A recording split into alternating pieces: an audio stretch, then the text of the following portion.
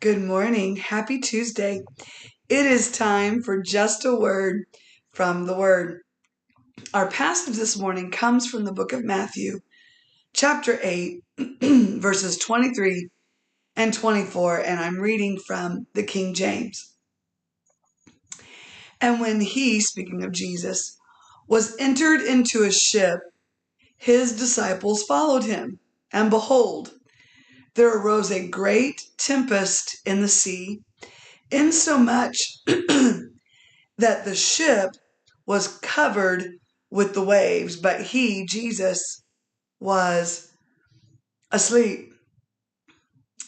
This is an extremely familiar story, and all of you probably are going, okay, Jan, why did you stop at verse 24? Why didn't you go beyond to where the disciples were waking Jesus up? They were upset at him, and Jesus gets up and calms the storm.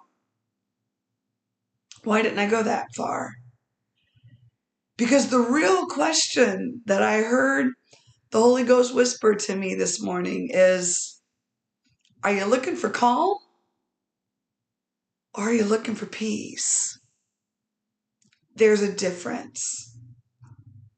There is a real difference between calm and peace. You see, what the disciples were looking for was calm. The weather was bad. There was a storm around them, swirling around them. They were scared to death because of the circumstances around them. They were looking for calm. And yet, Jesus was in their boat. Y'all, they already had peace, even in the middle of their chaos. But they weren't looking for peace. They were looking for calm. And that leads me to a question this morning, a rather deep question, honestly, this morning. What are you looking for? Are you looking for the situations around your life just to be calmed down? Boy, I've been there aplenty. Or rather, are you looking for peace, whether or not the storms are ever calm around you? This morning's just a word from the Word is this. I do not know. I will not stand here and prophesy that every storm in your life is about to be calmed. I don't know that. And I refuse to lie to you. But what I can say for sure is that whether the storms around you, the difficulties in your life, the sicknesses that are raging around you,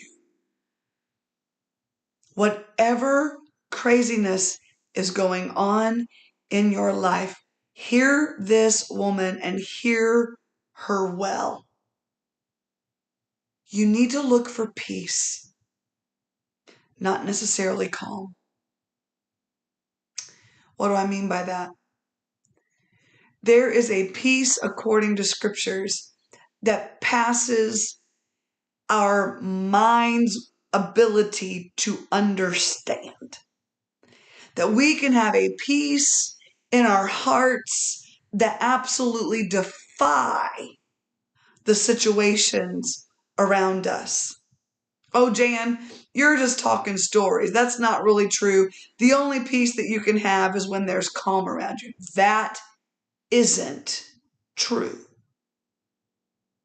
I have been in difficult situations, and yet, no matter how scary the situation was, as long as my eyes were looking to Jesus, y'all, there was a calm and a peace in my heart that I could not even explain.